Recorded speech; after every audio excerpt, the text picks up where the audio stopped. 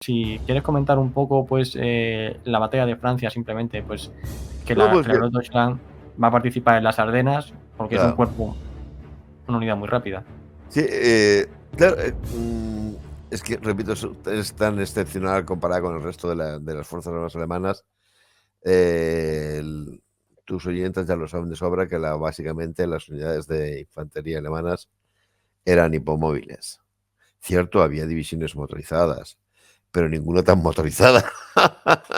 Ninguna tan motorizada como la Großdeutschland, ¿eh? Con lo cual, entre la motorización que tiene y la pegada que tiene como fuerza de choque, te encuentras que cuando llega Guderian y va a cruzar el Mosa, ¿qué unidad está creo que es la 10ª Panzer o la 9ª Panzer? No me acuerdo. Sí, Pero, ¿qué unidad es de infantería en la que le acompaña? La Großdeutschland, claro está, ¿no? Antes de eso, si no me equivoco, ha participado en una operación que a mí siempre me ha hecho muchísima gracia porque me encuentro muy original. Es una operación de transporte aéreo, una operación aerotransportada, pero hecha con estas pequeñas avionetas alemanas, las Fischler Storch, ¿eh? Que, claro, tienen una capacidad minúscula, porque cabía el piloto y 2 personas. Bueno, pues van a transportar un batallón en esas avionetas para colocarlo en la retaguardia enemiga. Las Fischler Storch aterrizaban y despegaban en cualquier lugar. Entonces, mediante, creo que son 2 o 3 vuelos de cada avioncito de estos, colocan un batallón de la Großdeutschland en la retaguardia enemiga. Lo subrayo porque demuestra un poco la capacidad de imaginación que tienen los mandos de esta unidad, ¿no? No le tienen miedo a nada. Dicen, bueno, cualquier otro dice, pero tío, ¿de qué me estás hablando? Transportar un batallón a razón de 2 soldaditos en cada avioneta, porque ¿cómo van a poder aterrizar? ¿Dónde? Bueno, pues ellos no se arredran ante esta originalísima operación, la ejecutan y encima les sale bien, ¿no? Pero bueno, sí, sobre todo es eso, su capacidad de avanzar a una velocidad de miedo y la extraordinaria potencia que tiene cada uno de sus batallones. Lo que te decía antes de que el mismo batallón tiene una potencia de fuego tremenda con sus propios medios, ¿no? Va a estar siempre en vanguardia. Guderian tiene un papel estelar en esta operación, no hace falta que lo digamos, el cuerpo acorazado de Guderian, y una parte importante de su éxito, nada despreciable, hay que atribuírselo a al regimiento Großdeutschland, que estamos también ahora, hay que poner este factor también en juego. Estas cosas no son gratis.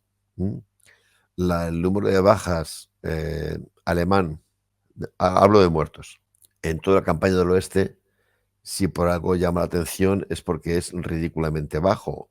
40.000 para varios ejércitos actuando, ¿no?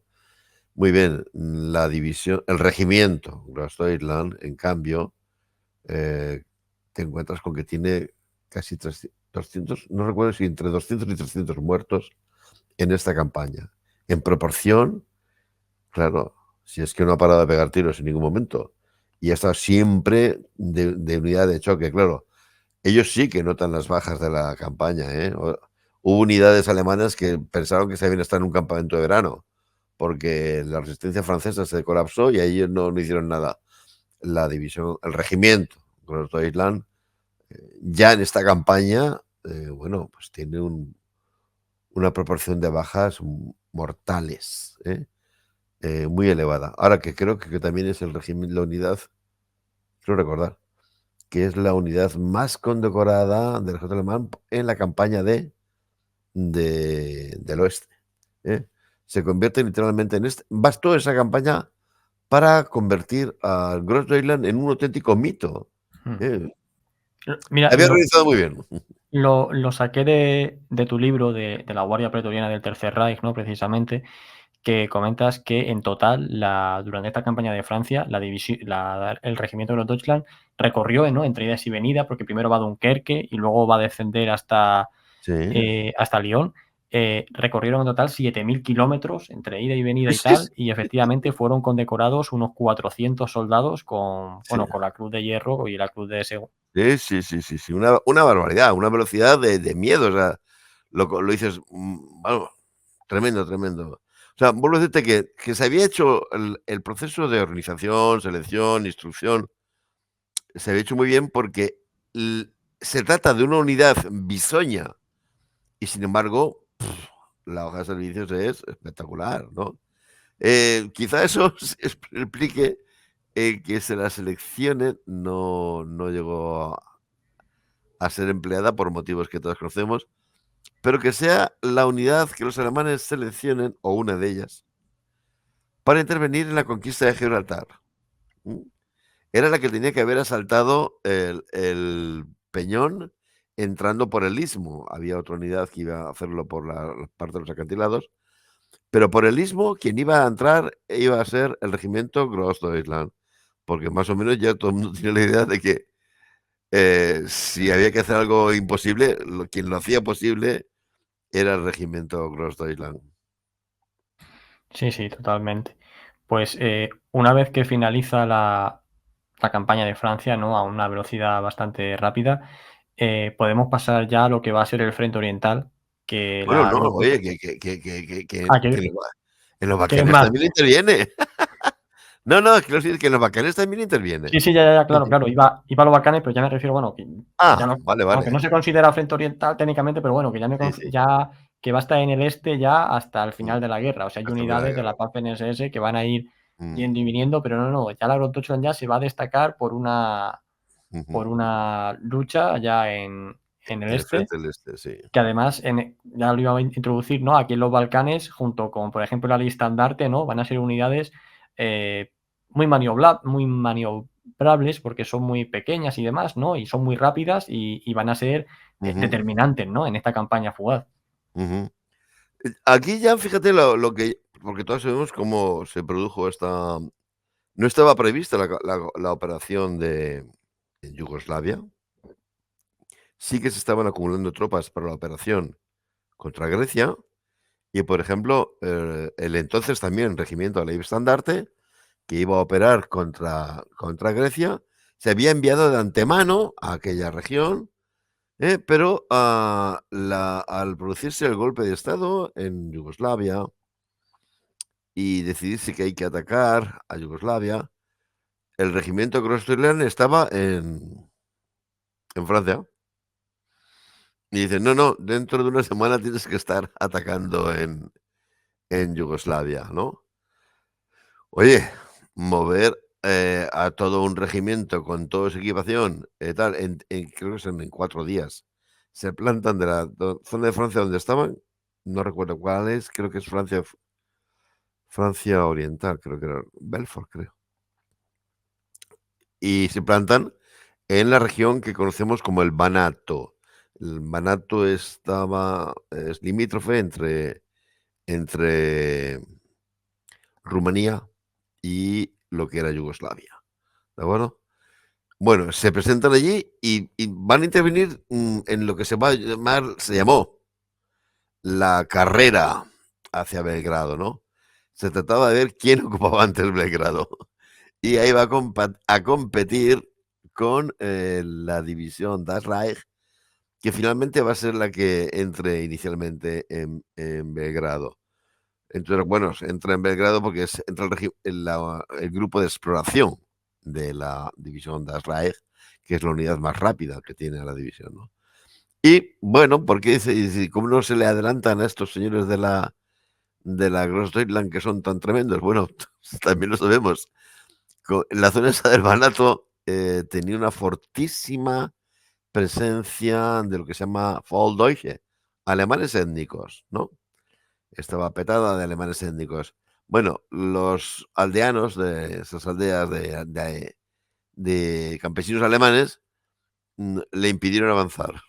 Pues cada vez que daban un paso, los rodeaban y le hacían una fiesta, un homenaje, un no sé qué, un no sé cuánto. Bueno, toda que fue la, el apoyo, el masivo popular que encontraron cuando entraron en combate, lo que le impidió a la Großdeutschland poder decir, somos los primeros que hemos entrado en Belgrado, ¿no? Pero bueno, su papel fue, desde luego, también espectacular. Breve porque la campaña de Sí. Yugoslavia ya sabemos que duró una semana pero espectacular. Y vuelvo a decirte, esto es un poco lo que decía al principio, por lo que los alemanes tienen tanta fe en este tipo de unidades. Dices, mira, el punto de esfuerzo principal aquí era conquistar Belgrado. Hemos desplegado 3, 4 unidades de choque, porque también se le encarga la misión a una división acorazada, para hacer esta misión. Y se ha hecho en un momento. Y se ha colapsado Yugoslavia. Luego dicen, sí que es rentable lo de las unidades de este tipo, ¿no? Sí, sí, claro, claro. Son las unidades de choque, si es que el propio nombre lo dice, unidades que van a intervenir siempre y lo van a hacer con la mayor contundencia posible. Y luego, bueno, aquí tenemos que en esta participación que van a tener los alemanes en los Balcanes, al final lo que les va a llevar, como también le pasó al Estandarte, fue que cuando luego empieza la campaña en Rusia, ¿no? En junio del 41, les pilla un poco pues a contrapié y sin estar donde deberían de estar en sus posiciones de salida. Pero bueno, Sí, van a poder sí. reincorporar rápidamente y participan. No, pero es que además también hay que tener en cuenta una cosa. Mm. No intervienen desde el primer día de los combates, eso es cierto, ni el estandarte, ni Grossdeutschland, pero también tiene un poco que ver con que se trate de unidades, vuelvo a repetir la expresión, creo que lo voy a repetir más de una vez y voy a acabar pareciendo muy pesado. Son unidades que tienes que emplear en el punto de esfuerzo principal. Y en el primer momento del choque, aún no tienes muy claro dónde se va a producir ese, por ejemplo, esa resistencia más fuerte del enemigo, ¿no? Luego también si se quedan un poquitín en reserva es porque se trata, bueno, los primeros días se está un poco haciendo, vamos a decirlo así, reconocimiento armado, ¿no? De ver el despliegue enemigo, ver por dónde andan las cosas, ¿no? Mm, más el desgaste que te habían tenido en la campaña de los Balcanes en cuanto a material, etcétera, etcétera, ¿no?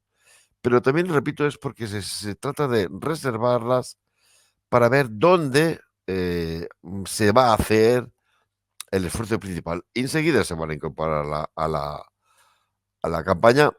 Para entonces, se supone que sigue teniendo el nombre de Regimiento Grossdeutschland, pero es mucho más que un regimiento. Es bastante, ya tiene bueno, tiene ya de todo. De todo, mucho más que más fuerza que muchas divisiones de infantería enteras. Mm. Sí, como una brigada, incluso, Sí, sí, sí, más o sí, menos, sí, sí. sí. Sí, pues aquí en la operación Barbarroja va a participar de nuevo al mando de Guderian, precisamente en el grupo de ejército centro y adscrita al segundo cuerpo Panzer, ¿no? Que era el que lideraba Guderian. Y bueno, pues sin entrar tampoco aquí en detalles, pero que bueno, básicamente es uno de los ejércitos que más rápido se va a abrir paso. Tenemos lo que ya hemos debatido en otros programas, lo que les ocurrió en Smolensk, que Mm, se van a tener que desviar hacia el sur, que también la Agrodeutschland va a participar en Kiev, y mm. luego pues otra vez se va a reconducir hacia Moscú, en el que va a ser clave también en las dos bolsas, ¿no? En los dos embolsamientos finales que se hacen en Vyazma y Briansk, Mm. para bueno, vencer a las tropas soviéticas que estaban frente a las puertas de Moscú. No sé si quieres destacar algo sobre este Sí, acontecimiento. bueno, mira, sí, por ejemplo, que por aquello que decíamos de que Sí. siempre se utilizan en el punto principal. Ujú. Eh, Has citado cómo se desvían a partir de Smolensk, pero queda un poquitín ahí en segundo plano, que la batalla por Smolensk fue de una crudeza tremenda, ¿no? Hombre, mucha gente lo recuerda, por el hecho este anecdótico, casi de que este general Hauser llevaba este parche en el ojo, el comandante de la Das Reich, y lo había perdido en esa batalla, en las batallas en torno a Smolensk, ¿no? Las batallas en torno a Smolensk fueron de una dureza increíble. Ahí participó también mm, el regimiento Grossdeutschland. Es muy curioso porque de eso tenemos hasta testimonios, digamos, españoles. Me refiero, la División Azul estaba en marcha hacia ese frente y se había enviado desde España un escalón sanitario para formar un hospital en retaguardia, ¿no? La división iba andando aún, pero su escalón sanitario se adelantó porque como era una unidad pequeña, se podía transportar en transporte ferroviario. Llegaron a Smolensk y les dijeron, bueno, pues hasta que llegue su división, ustedes trabajan en hospitales alemanes. Tenemos los testimonios de los médicos y de las enfermeras españolas que están en Smolensk trabajando, horrorizados ante el volumen de bajas que tienen los alemanes y lo tremendas que son las bajas que están viendo, ¿no? Que demuestra que son unas batallas muy duras, ¿no? Te lo digo porque es en esos combates en torno a Smolensk cuando se produce la primera vez que una unidad, un batallón de la Guardia Nacional retrocede.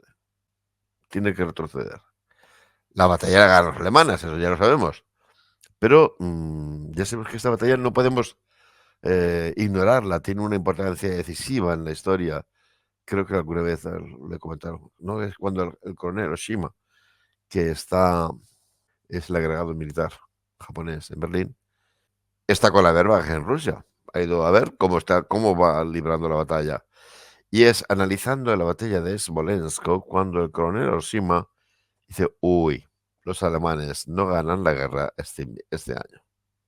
No pueden ganar este Sí. año. Porque el ejército rojo está peleando aquí con una fiera, ¿no? Bueno, a esto lo vengo a subrayar porque en esa batalla está, por supuesto, también el regimiento Grossroyland. Después se produce esa victoria espectacular. Todo el mundo dice que es la mayor batalla de cerco de la historia, que es el embolsamiento en Kiev, ¿no? Y efectivamente, otra vez vuelves a ver al regimiento Grossroyland ahí con un papel destacadísimo. Y después el avance, la pinza esta cuyo objetivo va a alcanzar finalmente hasta Tula, que ya está muy, muy cerca de Moscú y que no va a pasar de Tula porque le alcanza la contraofensiva soviética de otoño e invierno. Luego, vemos que siendo en realidad una unidad aún pequeña, es una brigada, pues no ha dejado de batallar ni un minuto en el frente del este. Sí, bueno, aquí he puesto un pequeño mapa para que la gente vea lo que fue la ofensiva final, cómo se hacen pues las dos pinzas, ¿no? Ahí en Briasma y en Brias, que en este caso pues la Deutschland estaría aquí en la parte sur, ¿no? Del segundo ejército Panzer, que bueno, pues era el que estaba comandado por Guderian.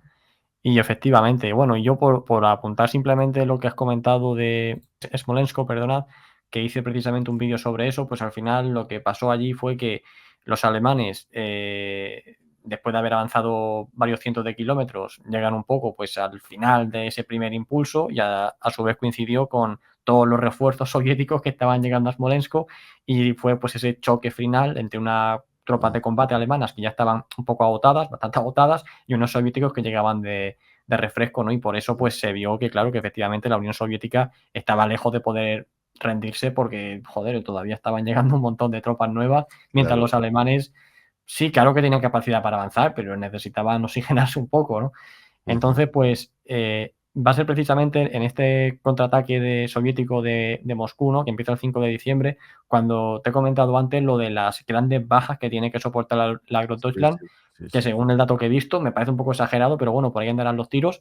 De sus 4.000 efectivos iniciales van a quedar solo 35, 3 Sí, sí, sí. oficiales y 32 suboficiales y soldados, o sea que tela marinera, ¿no? El resto son la mayoría heridos, ¿no? Pero que Heridos, nos hacemos una idea. muchos congelados, ya sabes, en esta Mm, época esto es casi lo que más ocasiona bajas. Pero sí, sí, es que esto la guerra es así, o sea, la mm, guerra en el frente del este fue una auténtica picadora de carne.